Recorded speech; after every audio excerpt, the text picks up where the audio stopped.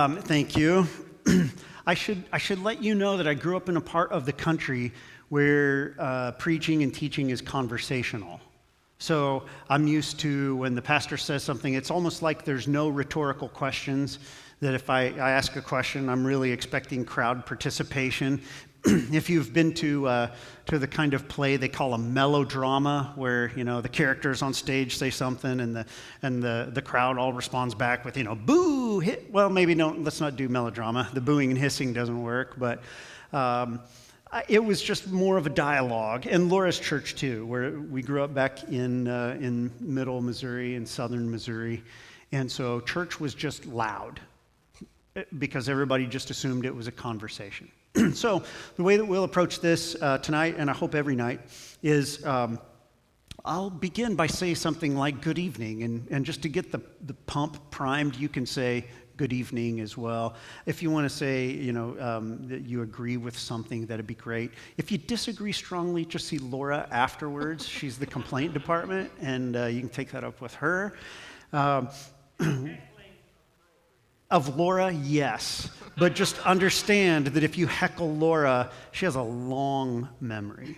Okay? So, yeah. What else? Questions, hopefully, I don't hold out much hope for me to allow a lot of time for questions because I talk a lot. I usually use up all the time. But if you want to stick around afterwards, you got questions or comments, those kind of things, we'd always be glad to visit with you, get to know you a little bit. Tonight, as we end the session, I do want to ask if you would be willing to stick around for a short prayer time after the service. I'd ask you to do that. One of the members of our congregation, Curtis Mayer, you may, if you've been around much, even if you don't know Curtis, you know Curtis. He's the biggest man in the building when he's here, right? He's at least he's as tall as Van de Graaff and about a Van de Graaff and a half wide and too thick. I mean, yeah, Curtis is just a great big guy, and he has probably hugged you if you've been here. A few weeks ago, Curtis got COVID and was very, very sick. Had to be life-flighted to another hospital in Wenatchee, and then he got staph infection in his lungs, and I mean, it was looking dire. I was on my way to Nashville with my family, moving the kids there, and I got a call from Curtis, and he said, "Pastor, the Lord healed me." And he said, I'm going home tomorrow. They ended up keeping him one extra day, but some great things happening, physically for him and spiritually for him too. And then he texted me just a few days ago and said, "Man, round 2, I've got pneumonia now," and it's some residual effects of COVID that just left him susceptible. And Curtis has been transferred again. They took him to Portland earlier this week. And he's just not doing well, friends. And it was probably, Lisa, 2 hours ago, we got word that if he doesn't turn around tonight, then they're going to give him a tracheotomy, and they're going to move him to a nursing home instead of actively treating him in the hospital. You guys know that's not good news.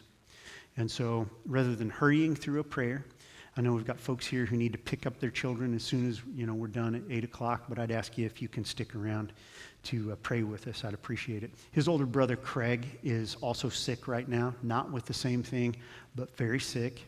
And their dear mom, Linda Mayer,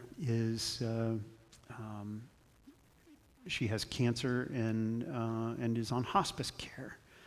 It's just a family that's too hard hit. And the scriptures tell us that when one part of the body suffers, everybody suffers. So I'm going to say let's enter into their suffering with them tonight and pray for them, okay? Let's pray as we get started about what we're going to learn tonight. Lord, I'm very grateful for a chance to be here this evening, grateful for a chance to study together. Every one of us wants to be good at things, but I can live with not being good at golf, and other people can be quite happy and content if they're not any good at hunting or fishing or sewing. But everybody wants to be good at parenting. Everybody knows this is the thing in my life that I just cannot afford to mess up. And yet it's the case, almost all of us, almost all of the time, feel like we're guessing. And as we look at the short-term results, most of us feel like we're guessing wrong a lot of the time. Lord, you helped Laura and me. We've raised our kids now, and we're grateful, frankly, to have survived it with our sanity intact. We're also grateful that we see in our kids the fruits of our labors. And we've got some folks who are active grandparents who are with us tonight, and we've got some folks who are actively raising kids right now. They're guessing like Laura and I were and not feeling that great about it. I pray that you get your arm around them. I pray that you build a sense of confidence in your people. And these folks right here, Lord, they took time out to say, I want to learn how to shape those kids in a way that makes them good, responsible, healthy, maybe even holy adults. So I pray that you would just consider the intent of the hearts of each person in this room and bless them, help them to learn. In Christ's name I pray, amen. This is my dear wife, Laura. She's the best-looking Purcell. She's definitely my better half. She's the wisdom of the bunch. So many times, I've just not known what to do, or worse yet, thought I knew what to do, and then told Laura what we were gonna do. And and she would just patiently say, "Honey, did you think about?" And of course, I had not thought about X. And so I just first want to say that to whatever extent that mine and Laura's effort shaped our kids into the people that they are, and they're old enough, they're making those decisions for themselves now. But to the extent that we shaped them, I just want to give public credit for the lion's share of that being the input and the patience and the prayers and the wisdom of my wife. Laura, still, as wise as you are, how dare we presume to teach a parenting class? I agree. What kind of people think they've got it together enough to sit in front of live people and the interwebs and say, let us teach you how to parent? It's because we perfected it, right? No. No. It's because we really just need lots of attention and spotlight, right? No, not that. No. The reason that we're doing this is because we've been blessed in a handful of ways. And I would say that kind of the big umbrella term is that Laura and I were raised in the church. We all know that institutionalized religion has lots of problems and corruption, right? Nod your heads like this. But Laura and I also grew up in churches that, though imperfect, they had a tight-knit sense of community and a shared sense of responsibility for one another. And we also grew up in a time and place in the country where we were taught that part of being a decent human being is respecting your elders. And so we listened and watched, and we're taught, watch these people. And so it's been being part of the church that has really helped us raise kids. But how about the other stuff, Laura? I mean, we had these examples, but what's the other source of know-how for Purcells as parents? We read a lot of books. Read a lot of books, yeah. We watched some parenting videos. Yeah. We watched other parents parent their children Yeah. and would pull little nuggets away from that at times, things that seemed to work well for them, and their kids were turning out really well. So we thought, oh, let's try it. Yeah. I mean, we watched, in so many ways, it's like a best practices thing. Watch the businesses that are successful and do the things they do, and your business will probably succeed. And we watched some people who, by the time they were down, to kid 4, 5, reaching adulthood, we were watching these people be productive and healthy parts of society. And so we went to them and said, please teach us. But we also, we had Jack and Nancy Sitton. Mm-hmm. Jack and Nancy, tell them about Jack and Nancy. Jack and Nancy were an older couple in our church that when we got there, they were the ones that actually took us around on our interview, and then they just kind of really took us under their wing, and they wanted the kids to call them Grandma and Grandpa, and they would sometimes they just have them over on a Saturday, and Jack would take Noah in the garage, and they just build airplanes. Yeah. And Faith would be in with Nancy. They'd be cooking or making cookies or something like that. They were just a blessing to us. They were great with our kids. Yeah. And they did that to kind of give us a break, but also to give our kids another adult figure that they could look up to. And then Nancy, in particular, was just one of those people that she felt free to give advice, but she wasn't one of those annoying people that, is correcting you all along the way.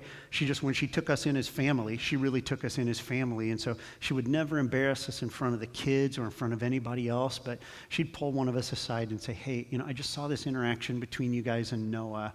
And when I was a mom, or when I was running my classroom, and she just helped us with things that we just didn't know, that she had learned either the hard way or whatever. But I look at them and say we had surrogate parents and we had mentors. And so I would just encourage you to take a look and, frankly, skim the cream off the top.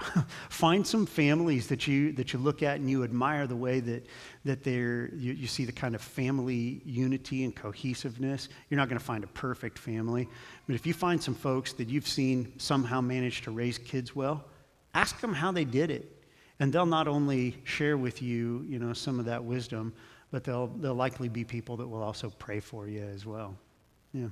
And so we're sharing tonight, not out of the depths of all of our collection of wisdom, but we have collected some wisdom from other people, and we just think that all good things should be shared, right? And so, but honestly, Laura, I'm feeling a little bit like, it's 20 years ago, our district superintendent asked me to speak at this pastor's retreat. All of the Nazarene pastors from Montana and Wyoming, all in the same place.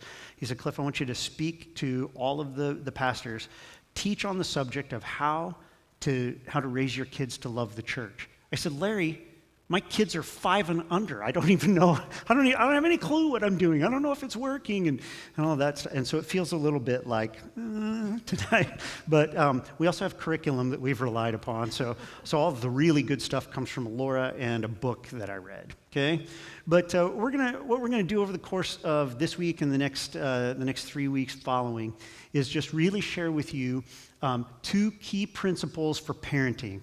And if you're actively parenting right now and feel like you need one hand to turn the pages and the other to pull your hair out because you're just frustrated with your kids, parenting can seem really, really, really complex. And certainly there's a lot of layers to that onion. But I also want you to know that if you learn these 2 principles that we're going to talk about over the course of the next month, you get them really stuck right in here at the front of your brain, and you actively look for ways to do these 2 things, just these 2 things. If you will simplify your parenting to, am I going to do this or am I going to do this? The 2 things that we'll learn in the next 3 weeks. I promise you it's going to make a difference in the way that you parent. It's going to make a difference in the atmosphere in your home. It's going to make a difference in the kind of people that your children become in the short term and the adults that they become in the long term. So get that. 2 things. Only 2 things. There's a handful of teachers in the room. There's going to be a test, and there's only 2 things on it, and I'm going to tell you both of the answers, okay? So 2 things. Be encouraged. 2 things. If you can remember these 2 things, it's going to make a difference for you. Every kid we know is unique, and so anybody who teaches, here is the blueprint for parenting. You have to do it like this. How many of you have ever, read a set of blueprints and, built your own home or were involved in construction? Blueprint people? Yeah. Have you ever seen a set of blueprints that got to the end of the building project and looked exactly like it did at the beginning? Blueprints get modified, baby. And so anybody who would come to you and say, this is exactly the way to parent, number 1, they don't know what they're talking about. Or number 2, it's just implied. You better know your kids and know them well enough to make a few adjustments along the way. Every child is unique, and there are also different ways and styles of parenting, and those things the styles of parenting can be influenced by a number of things, like the way that you were raised, the time and culture in which you were raised. It can be affected by some really negative reaction against your parents because of the way you were raised, right? How many of you, be honest, ever said after your parents did whatever, I'm never going to do that to my kids? Yeah, okay. Yeah. And then how many of you, somewhere in the first 3 years of your first child's life, heard yourself saying the same things? Yeah, and doing the same things, right? Guilty. Okay, so you were taught how to parent by your parents. There's the reality. And when you are hard pressed, if you do not consciously think about how to parent, you will be your mom. You will be your dad. If you don't think intently all of the time about parenting, you will react as a parent. And when you react as a parent, it will almost always be repeating the set of circumstances in which you grew up. Some of you are having cold shivers right now. That's okay. But the question is, if, depending upon your personality, your culture, your parents, time and place in which you grew up, religious setting, irreligious setting, is there a way, an approach, let's say, to raising children that can, with fairly consistent results, produce healthy and mature adults? I'm going to tell you that there is. Now, there may be more than one way, but we're gonna look at parenting in 4 different styles of parenting. And one of those 4 ways of parenting, as measured by results that I'll tell you about here in a little bit, very consistently outperforms the other 3 styles of parenting. Okay?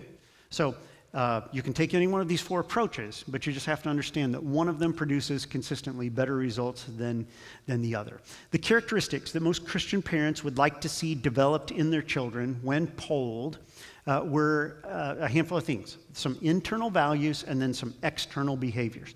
And the internal values that most Christian parents, when the poll was taken, said that they would like to see instilled in their children were motivation, confidence, and integrity. Okay?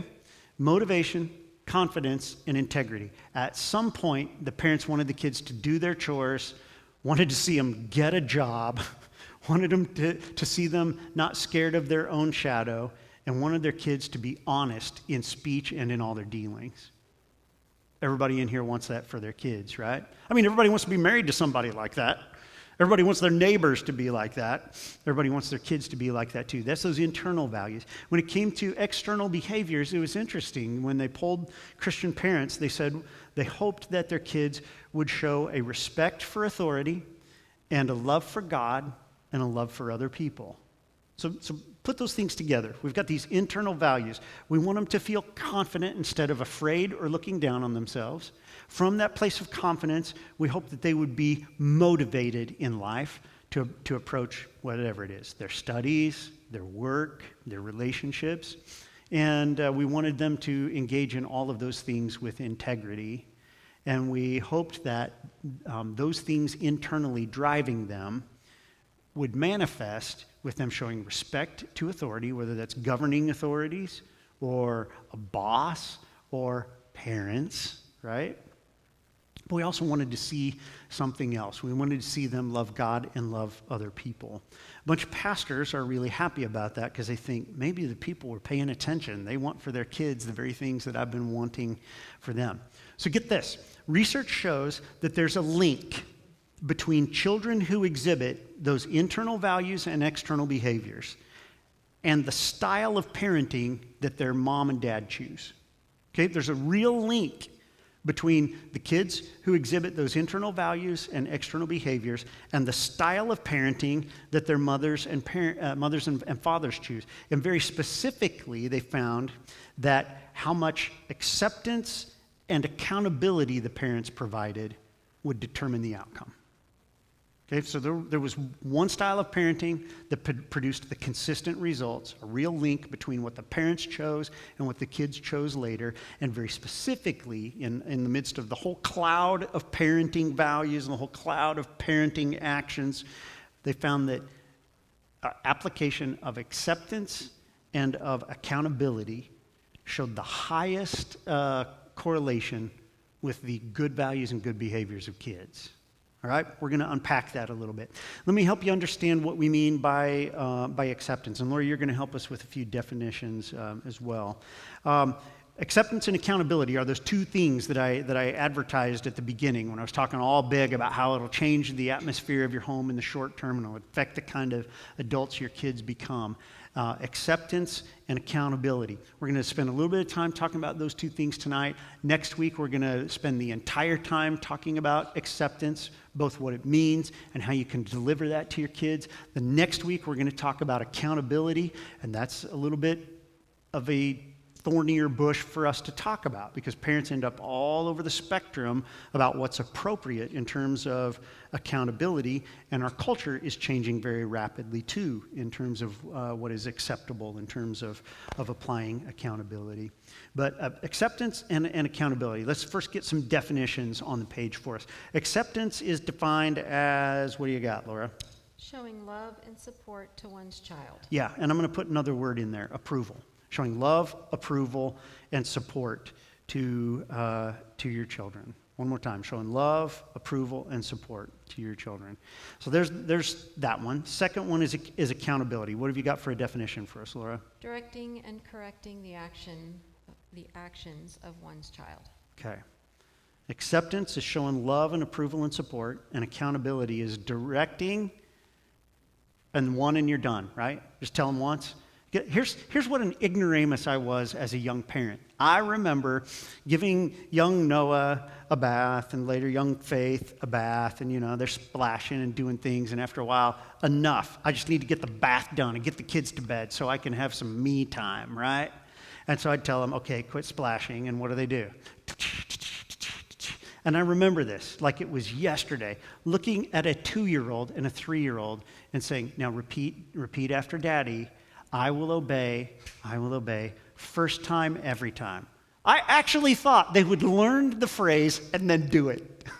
First time, every time. Just like I obey God. The first time I ever heard anything from him, I just said, yes, sir, and hopped to it, right?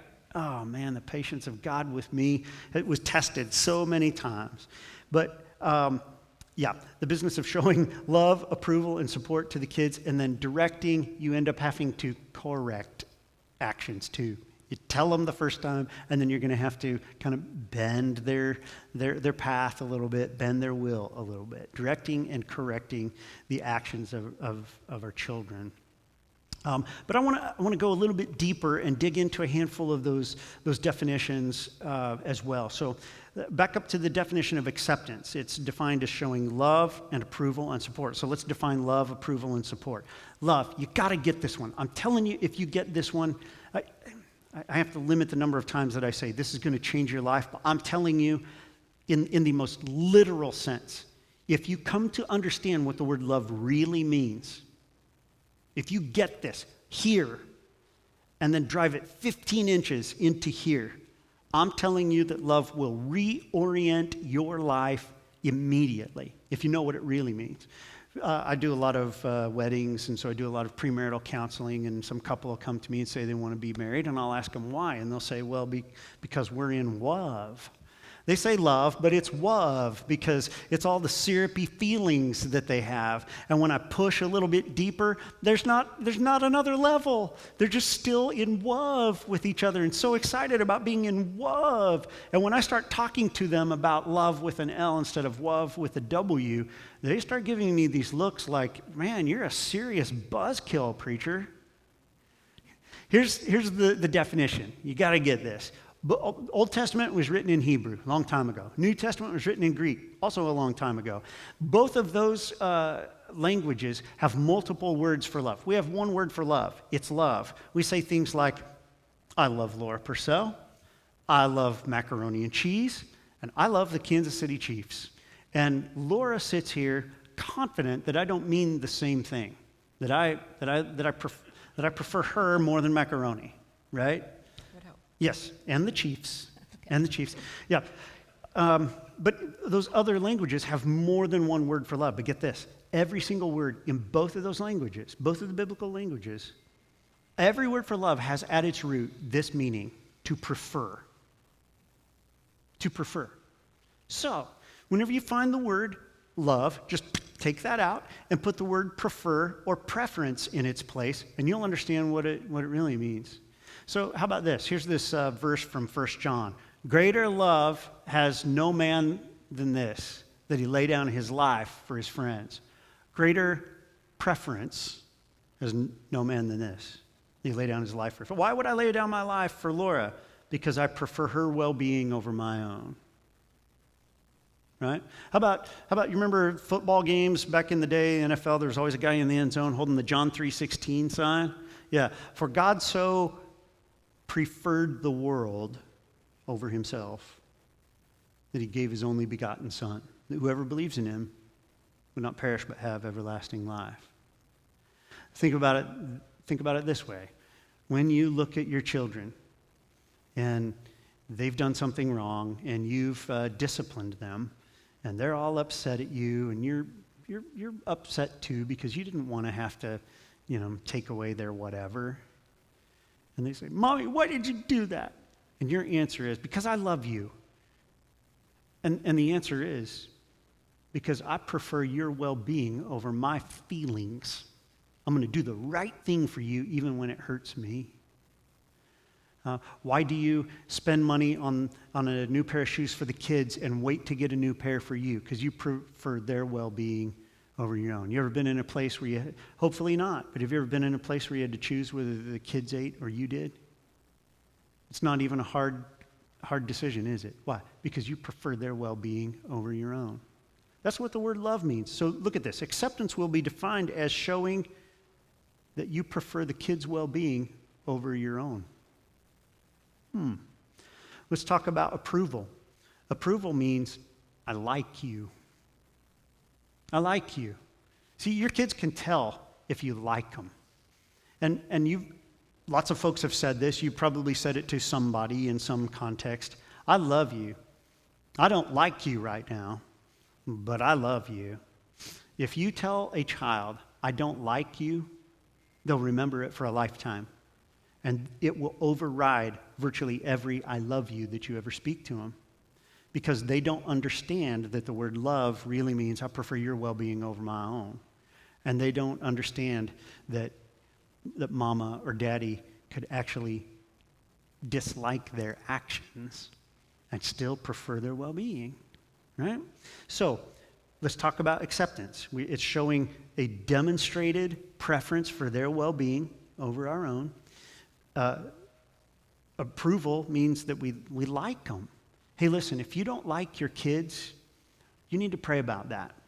There is something likable in every single human being. And if you have just lost perspective because you're stressed out from too many kids for too long at too many decibel levels, I get it. I remember being there.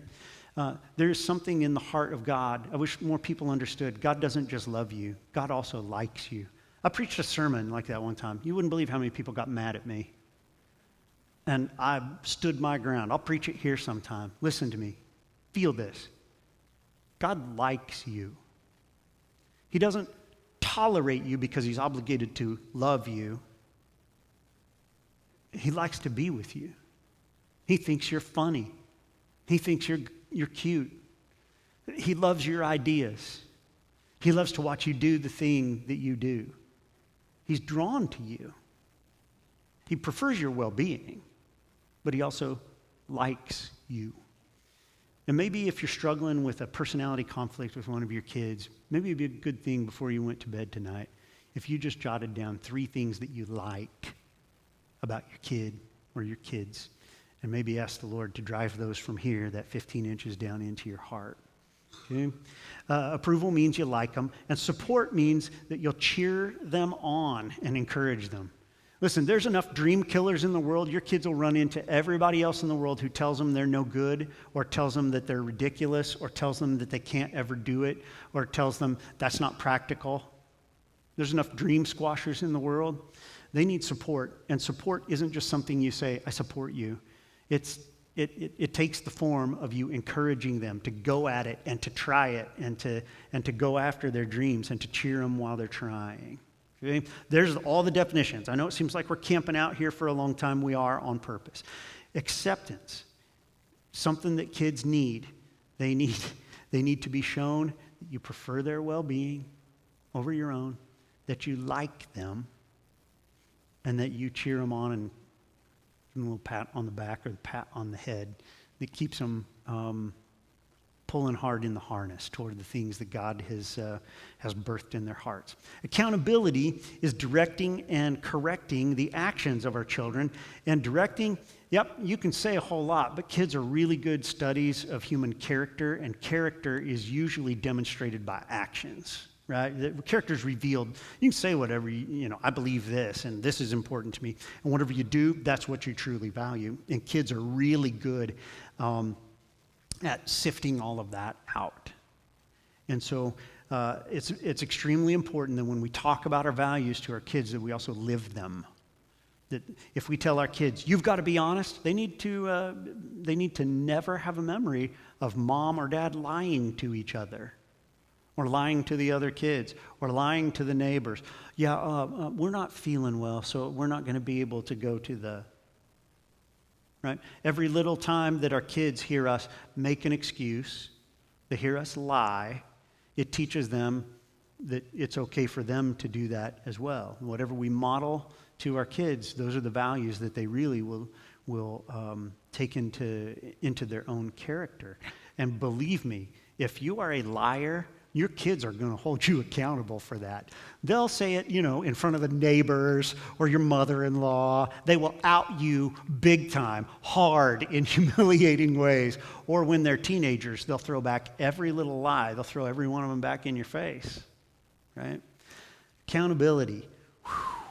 That's a big deal. It's directing our kids, so we've got to model the kind of things that we want to see them do. But it's also very important that we correct them. And listen, this was a big deal for me because I was a failure when it came to correcting.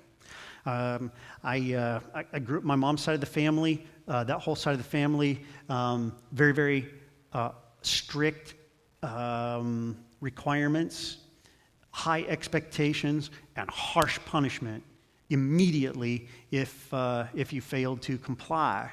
And so, again, you parent like your parents do if you aren't thinking your way through this. And I found that far too late in raising our first son that I did not understand what the word correcting meant, because I thought correcting meant bringing the hammer. Now, granted, if Noah was here tonight, he would tell you I needed it, because that kid was wound like an 8-day clock and had an iron will like his mother.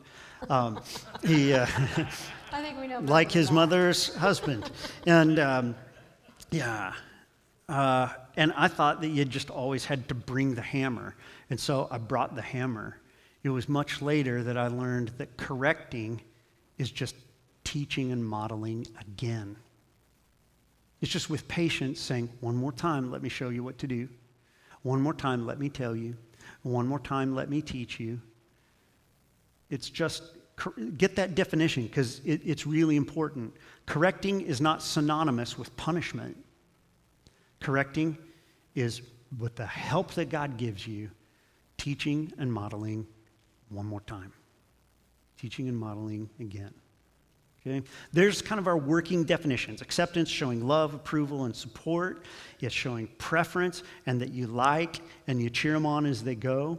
You're going to model and teach them how to live, and then you're going to model and teach it again when they don't get it right the first time. Acceptance and accountability then are these two big things in the life of a kid and in the parenting plan. And if you take a look at the screen, you'll see that they can be graphed. And so take a look at the up and down axis. Okay, this one right here. This is acceptance. So we've got high acceptance at the top, we've got low acceptance at the bottom, and then this is the accountability line right here. And if you remember anything from, say math classes, maybe some science classes when you're in school, you can see that this then gives us 4 different quadrants. Okay, 4 different quadrants.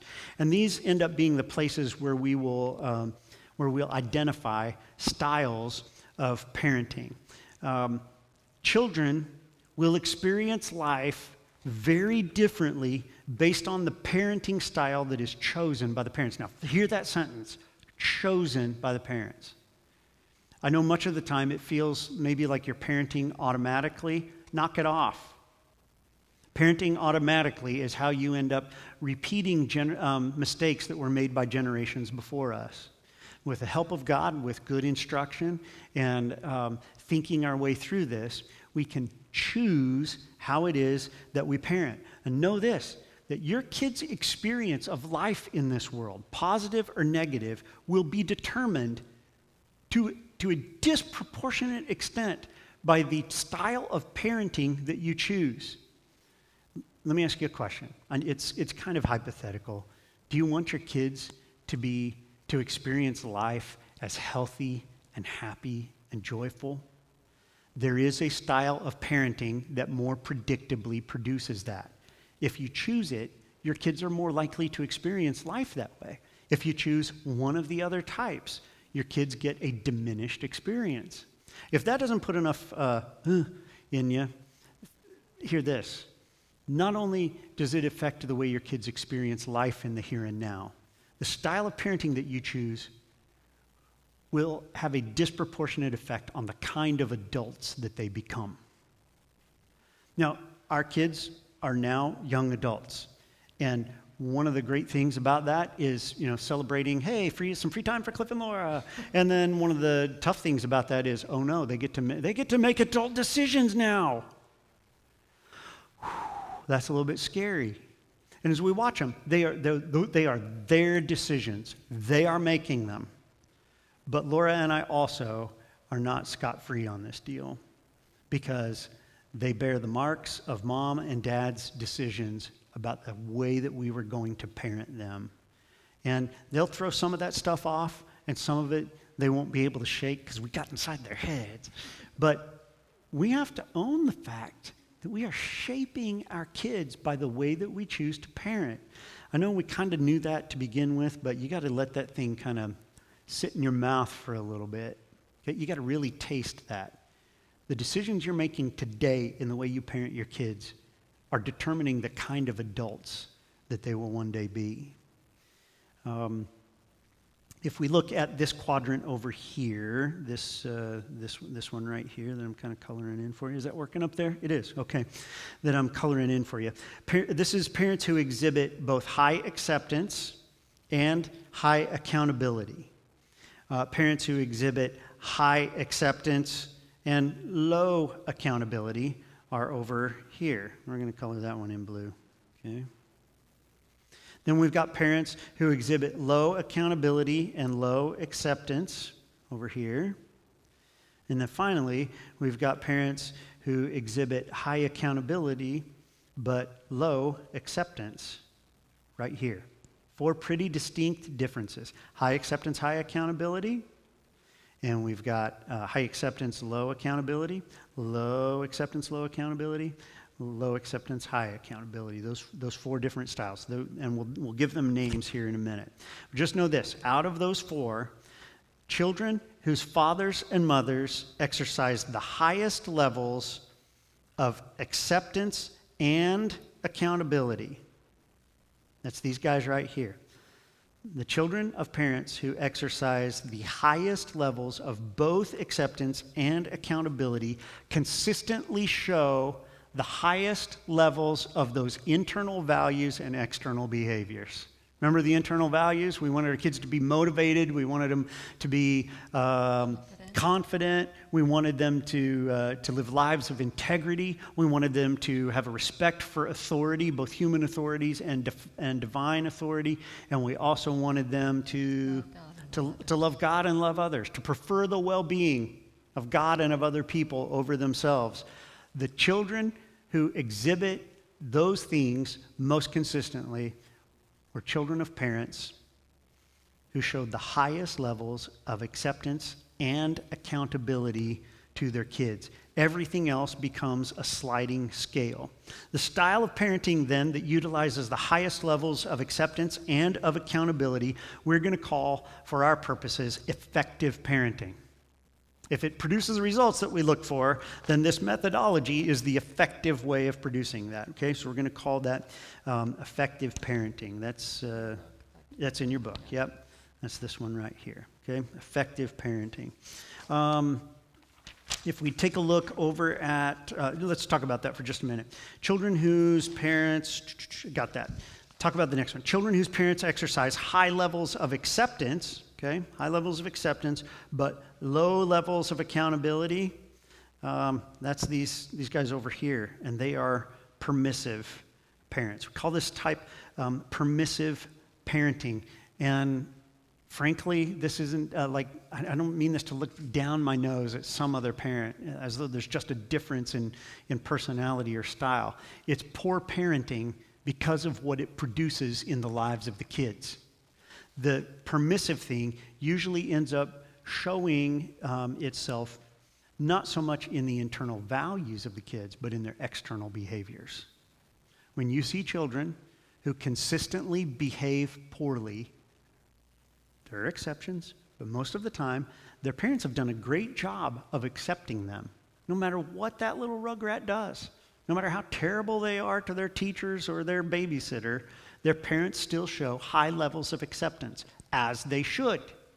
But they're applying very low levels of accountability, and because of that, the children act in ways that where their behavior is less than desired by the neighbors and by the parents, okay?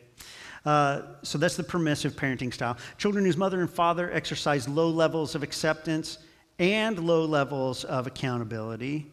That's these guys over here, right? Low accountability and low acceptance. They're neglectful parents. And there's kind of this default setting in our heads because of some cultural things where we think this must be the worst form of parenting. If this is a style of parenting, they shouldn't even call it parenting because it's neglecting children. And anytime you use the word neglect, we know that government officials can get involved and ought to. If they're not being held accountable, if they're not being granted acceptance, then they're probably not having their basic physical needs met either, right? So if a child is neglected, trust me, the administrators at the school are having a tough conversation. Do we report? How soon do we report? How will we know when the line has been crossed where we have no choice but to report? Okay? But as bad as that is, neglectful parenting is not the worst style. Take a look at this. We're going to look at controlling parenting. And it shows high accountability, but it shows low acceptance. And you'd think that neglect produces the worst, but it doesn't. When we look at those internal values and we look at the external behaviors that most Christian parents are saying, I want to see these things in place in my kids. I may want some other things too, but I definitely want those things in place inside and on the outside. The style of parenting that is least likely to produce that isn't neglect. It's controlling, where the requirements are set so high that a kid feels like they can never meet them. And no matter if they do, the kid never feels loved, accepted, and supported, approved of by their parents. I'm printed on front and back, so sorry I'm doing this a lot because I'm losing my place in my notes. But hear that again, because you got to feel this. The style of parenting that is least likely to produce a kid who has an ounce of self-confidence. The style of parenting that is least likely to produce a kid who wants to get up in the morning, put their boots on, and get after it. The style of parenting that is least likely to produce a kid who becomes a functioning, productive adult is a controlling parent who keeps bearing down and bearing down and bearing down on a kid. Laura and I have had this conversation a number of times because I second guess myself a lot because I feel like I think I'm a much improved parent. I think Luke got a much better parent than Noah and Faith did, and I think that both of the younger ones got a better parent than Noah did. He was our first. You guinea pig on him, right? You don't know what you're doing, but you act like you know what you're doing, and you just keep trying. But I think I was, in many ways, I was a controlling parent with Noah because I dropped the hammer and dropped the hammer and dropped the hammer and dropped the hammer. And I'll never understand people who say, I don't have any regrets in life because all the decisions I made me who I am today. Well, I get that. I just wish I was a better man than I am right now. I think I should be farther along than I am right now. If I'd made different decisions, I'd be a better man than I am right now. I'm working at it hard right now, but if I'd made better decisions when I was 20 and 30, I wouldn't have to live with some of the regrets in my life. And one of my regrets is that I was a harsh disciplinarian with our oldest. And Laura, But you were always encouraging of him. I mean, tell me about that some more, because I So- need to hear it. so yes, he got punished quite a bit, but at the end, you would leave, and then you'd come back when you'd come back into the room. When I'd cooled down. Yes. Yep. And you would have a conversation with him every time. And you'd talk about, okay, what did you do wrong, and why did I have to correct you, and you know that I love you, and you know that this is for your own, your own good, blah, blah, Yeah. blah. But you always, always, always hugged him. You both said you loved each other at the end of it. It wasn't like you just came in, dropped the hammer, and then went to bed for the night and didn't ever talk to him. Till the next morning. You always went back in and talked it Yeah. out with him. I'm hoping that Noah remembers it like you do. That's my hope. That's the right? truth. Okay. So, Thank you.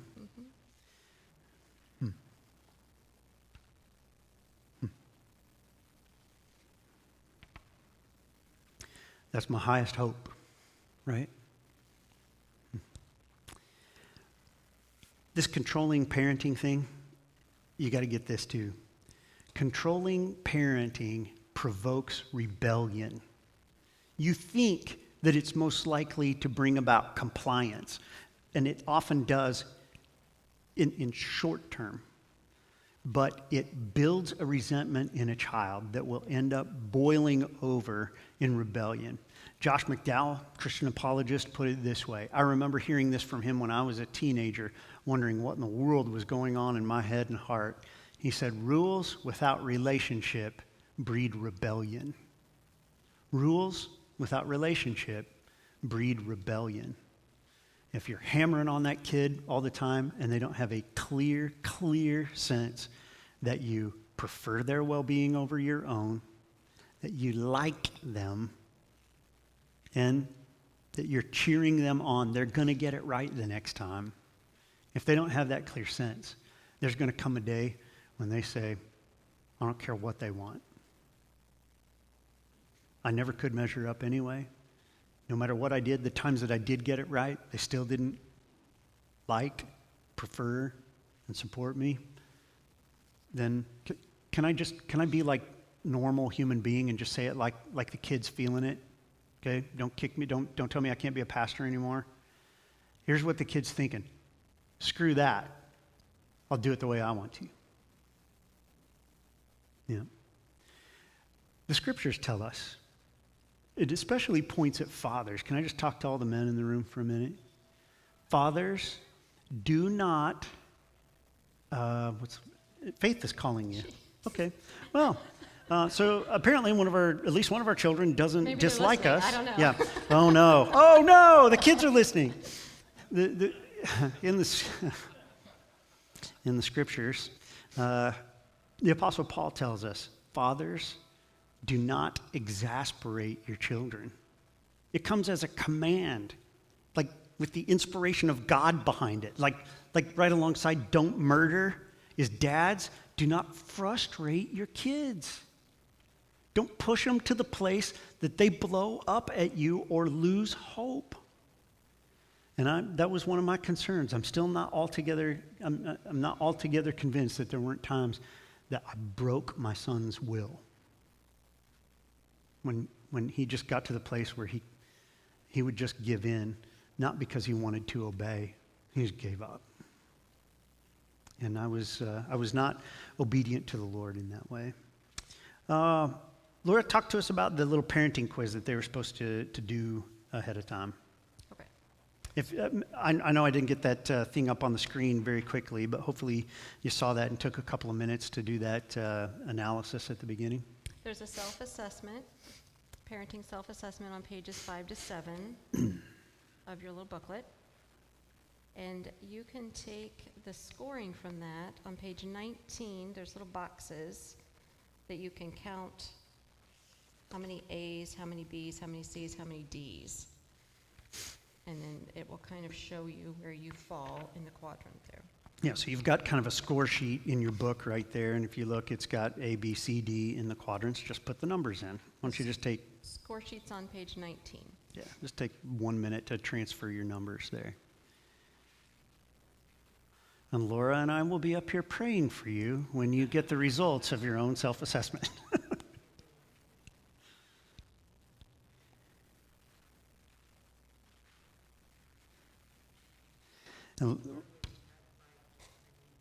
Oh, yeah, if you had 5 kids and you parented them all differently, good luck. Pick number 3, because us middle children are delightful.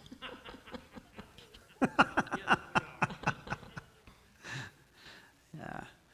Let me just tell you, while you're scoring that, I had Laura take the take the assessment today. I didn't have the courage to do it myself, mind you, but I had Laura do it. And That you didn't tell me. you are on a need-to-know basis. And we got the results, and Laura was not very happy with herself. And that actually gave rise to a really good conversation between the two of us, where I said, honey, how are you feeling about yourself today? I think maybe you were a little bit hard on yourself. And we went back and went through those questions, and we arrived at some different answers for her than we saw at first blush. So here, the reason I'm telling you that is this. If you just found out that you are a controlling / neglectful / permissive parent, we are not calling CPS on you this evening, okay? Number 2, you shouldn't give your kids up for adoption at the end of this evening. You're not the worst parent in the world. You're not a failure of a parent. Nobody who shows up and says, I want to learn how to be a better parent, is failing as a parent. Period. Okay? Just know this, that you may have exhibited tendencies toward one of these that was less than ideal. And what that does for you is it puts you in a position where you now get to choose to parent differently. If we were talking about anything other than parenting, and you had this awareness that you could do something better, in spiritual terms, we would refer to that as you came under conviction. That God's Spirit spoke to you and said, there's a better way. Come over here and join me in it. Why don't you look at the results of your assessment the same way as God just saying, hey, there's a better way over here. Come join me in it. Let's talk about the themes that kind of identify each one of these, and then we'll burn real quick to the end. Let's talk about, first get this. If your numbers are generally higher on the right side, okay, look what I'm kind of highlighting right here. If your numbers were higher over here, then you are a parent who tends to stress accountability over acceptance. If your numbers laid in the top half, okay, you thought it was going to go to the other side. No, but if they lie in the top half, your stronger number, then most likely you are a parent who emphasizes acceptance over accountability. And look, if you emphasized acceptance and you emphasized accountability, where does that take you? Right here into the sweet spot, right? Let's talk about each of these real quick. Each parenting style has certain characteristics and ramifications for the children. Neglectful parenting is characterized by absence. They may be physically present but unavailable. Man, how about this? Let me just you want a life hack? Like real quick life hack, something that you can look at today and go, I can do better instantly. If your kid is in the room, put the phone away. Just if the kid's in the room, it doesn't matter what the game is or the social media or the news or the distant relative or the boss. Put the phone away. Because if your kid gets more attention than the phone, you are not a neglectful parent. Neglectful parent is characterized by absence, by spending little time and, actual abandonment or forms of abandonment. When a father or mother isn't present with the child, they are unable to then give acceptance. You see, you may really deeply love and approve of your kids, like them, and want to support them. But if you don't show up, they can't ever know it, because no kid gets a crystal ball for their birthday. The only way that you can communicate to your kids' acceptance is if you show up, right? You got to be present. Got to be present. Here's the problem with neglectful parenting. The absence teaches the child that he isn't important, and it teaches them that they can treat other people the same way. The absence teaches kids, you're not important enough for me. And I'll tell you, from the experience of a kid who watched his dad drive out of the driveway and leave the family. You know what I was thinking as I watched him go? Why doesn't he love me enough to stay? It wasn't about mom. I wasn't valuable enough for him to stay. And I know that wasn't really what was going on, except yes, it was. He had problems with mom, but he didn't love us enough to stay and work through them. We weren't important. And if you teach your kids that they aren't important, they'll treat other people the same way. Permissive parenting is characterized by under-correction.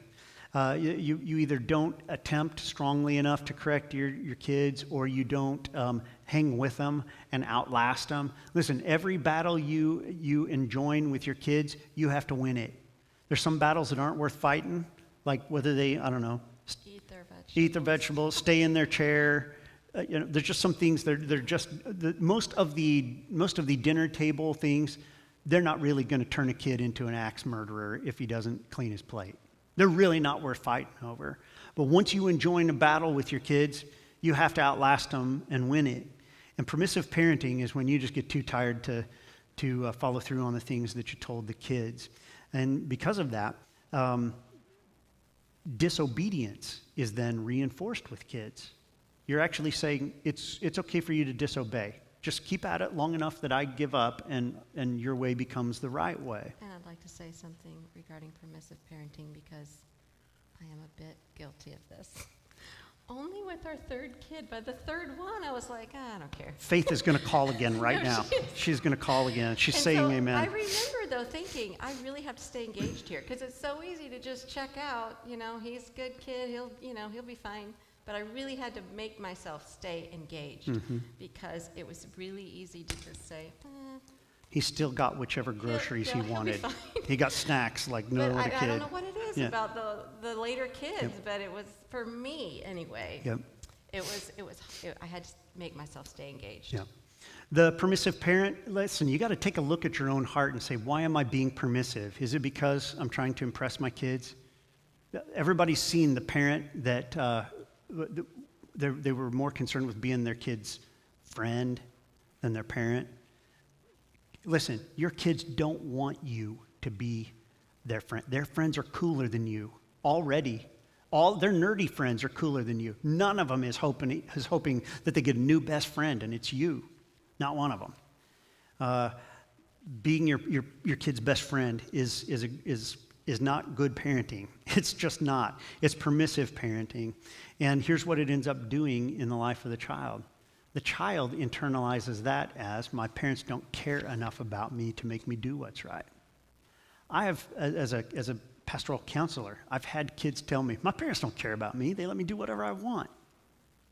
I mean, literally in one sentence, nailing down the parenting problem right there.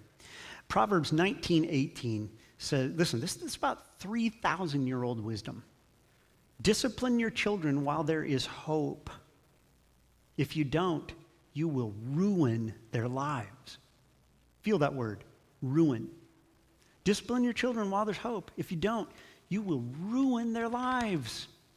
Controlling parenting is characterized by overcorrecting, criticizing, nitpicking, those kinds of things. But get this, it has this weird bedfellow. Right alongside the harsh, barking parent is the overprotective, hovering parent. And that is controlling as well. For one controlling parent, the correction is inflexible, it's harsh, it's demanding, it's mean-spirited. It uses words and tones that tear kids down. They interrupt the kids, they ridicule them, and they ignore the kid if they're not doing what's right. But a subtler form of that is overprotection.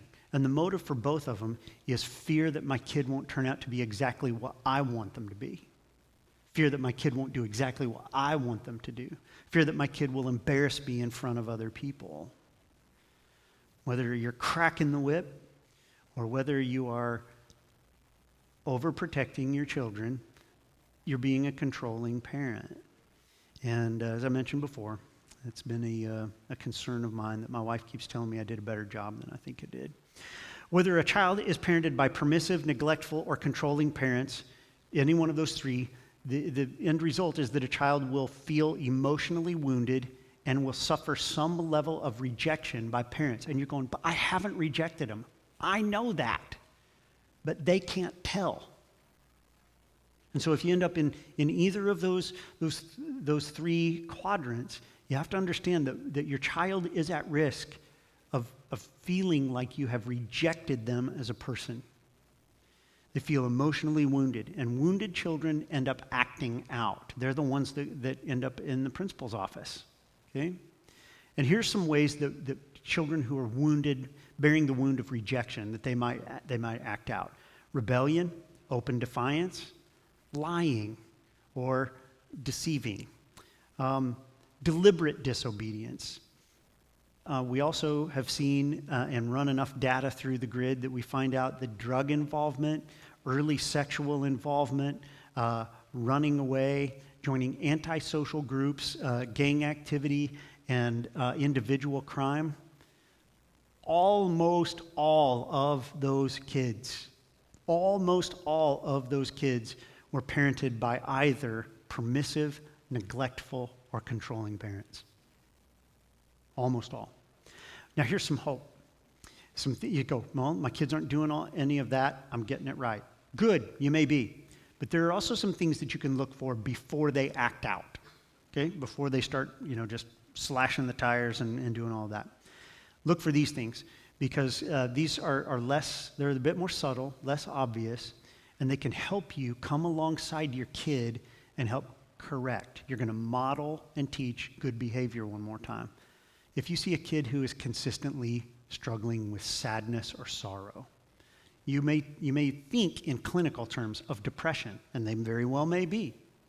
But the first thing to look for as a parent is, wait a minute, what am I doing to help support a child who feels so unsupported that they are saddened all of the time? Okay? You can look for perverse or abusive language. You can look for excessive fatigue, tiredness. Little kids are full of energy. If you don't believe that, come coach soccer with me. They got more than I've got, right? But if you see a little kid, of course, there may be physical issues as well. Take your kids to the doctor, get them a checkup. If you see a kid that is sleeping way, way too much of the time, they're probably suffering some depression, and that may have a chemical, physical cause, or it may be a situation in your home. If you see kids who are unable to cope with everyday adversity, if you see a little kid who has a hardened conscience, their consciences are still supposed to be tender enough that they can feel it when they do wrong. When you see a kid who's got a steely conscience, insensitive conscience while they're still in grade school, there's a good chance that there's a parenting problem that has left that kid to the place where he feels like, I can't feel any of the feelings that make me vulnerable. Okay? Or an uncontrolled temper. You can look for any of those things as kind of early indicators that you might need to have some sit-down conversations with parents, with the other parent, and with your kids about how they're not feeling loved, supported, accepted, those kinds of things. Okay? Parenting style that gives the best result is effective parenting. Effective parenting is characterized by both acceptance and accountability. Listen, do you balance those things? We're going to talk about that next week. But here's your homework between now and then. Look for ways this week that with each one of your kids, you can give them the acceptance. For this week, I'm just going to tell you, don't worry about accountability. Okay? Listen, I'm giving you a break from the hard part of parenting for 1 week. Why don't you just for this week focus on making sure that your kids feel loved. And what was that? What's the word for loved? Preferred. That if your kid can actually feel like you prefer their well-being over yourself, find a way to help them feel loved. Find a way to help them feel approved. What's the word for approved? Liked. Right? We want them to know that mom and dad like them. It means you may have to sit down and let them tell you about Legos or their video game or their annoying little friends, right? And take an interest in them. But if they have a sense that mom and dad like them, you've done your homework this week. And then if you could cheer them on, just help that kid encourage them a little bit so that they feel like they're getting something right in this world. If you'll do those 3 things, that's 3 things for each kid. Help them feel loved, accepted, and supported. You'll have parented well. You'll have actually been an effective parent this week. Because trust me, they'll give you plenty of opportunities for you to apply the accountability the next week. Okay, Lord, would you help us? We don't get any of this stuff automatically. I mean, we've been doing some of it. Next week, we'll kind of learn about how to balance those things a little bit. But this week, Lord, I wonder if maybe some of my friends here are feeling like, man, I've just been blowing it. I've got it all wrong. Maybe some of them feel like I have, that I literally got it all wrong. I did the worst kind of parenting. Lord, I just pray that you get your comforting arms around my friends. My guess is that the folks who show up to learn how to parent are, if they're not getting it part right now, they're well on their way toward it. Would you just whisper to each one of the folks who are in this room as they lay their heads on their pillow tonight, Lord, would you whisper to them one assurance? Would you just help them to see one thing that they've been getting right? Then, Lord, would you just give them clarity of mind as they parent this week, that they can intentionally give that acceptance to their kids. Help us to get that part, just that part right for 1 week in a row. I ask in your holy name. Amen. All right. We'll see you guys Sunday or Wednesday. Question. Yep. Did you come up with a list of the books that you have read that you would recommend? List of books. Yeah. We will, we can do that. We probably still own most of them, huh? I was going to say Strong-Willed Child was one. Oh, baby. Yeah. Third and fourth and fifth edition of the strong. Yeah, we will. We'll come up with a reading list for you. And tell you what, we'll go one better. We'll come up with a list of books, and then knowing that people don't read like they used to, we'll come up with some articles that are shorter. Okay? So we'll put together a bibliography for everybody for next week. We'll have it printed and ready to go in your handout next week. Okay? Good suggestion. Could we also have something for grandparents? As, because that is Yes. Yes. but still very important. It is. And I'll tell you this much. I think that that I'm going to give you my one sentence on grandparenting that we can unpack later. I think it's time for grandparents to make grandparenting count for something than being the favorite grandparents. And what I mean is this.